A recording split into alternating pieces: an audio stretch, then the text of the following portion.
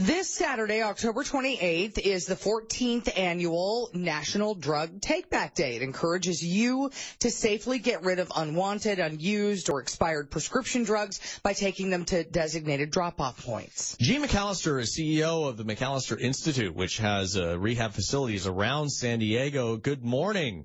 Morning. So, drug addiction, obviously a big problem. How do these drug take-back days actually work? Well, there's several different locations, and I think it's very important to take them back because a lot of people start abusing prescription opioid painkillers and then go on to other drugs, especially adolescents. I think that more than 80% of new heroin users began by abusing prescription painkillers. Also, what people do not realize is that most prescription drug abusers have said they get their drugs from family and friends.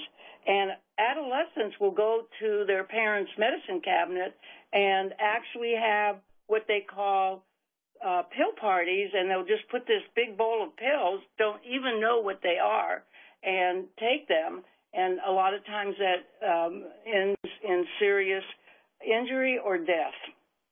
You know, I saw that there was a study from the Journal of the American Medical Association that said that 42% of the opioids that you're prescribed for severe post-surgical pain were actually not used. So you have a lot of patients who apparently have this leftover medicine, and then you just don't know what to do with it.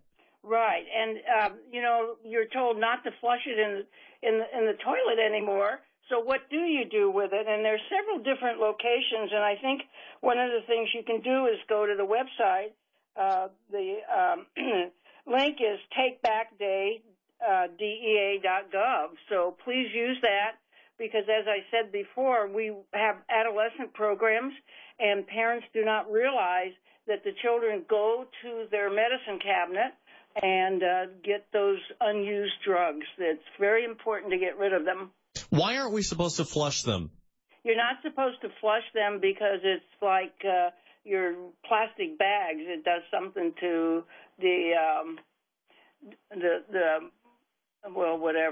sewage.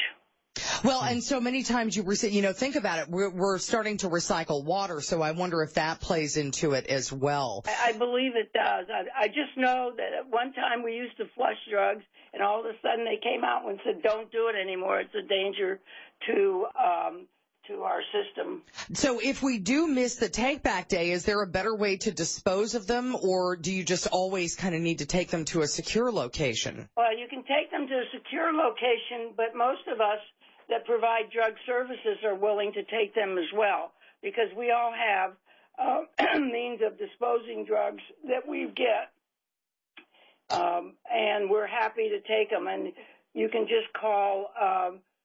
You can call me, 619-987-6393, or my office, which is 619-442-0277, and we'll direct you, or you can come in.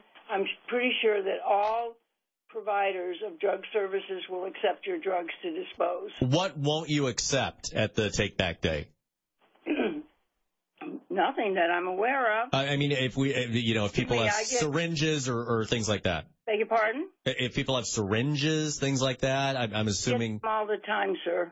Yeah. Oh, you do? Okay, so you'll take those, and do they need to be in any kind of package, or can people just bring them? I would protect myself certainly from them. I would put them in something, but we have hazard waste containers that we utilize all the time in our program, so I'm pretty sure most drug providers do that as well. All right, good to know. But this Take-Back Day is Saturday, October 28th, 10 a.m. to 2 p.m.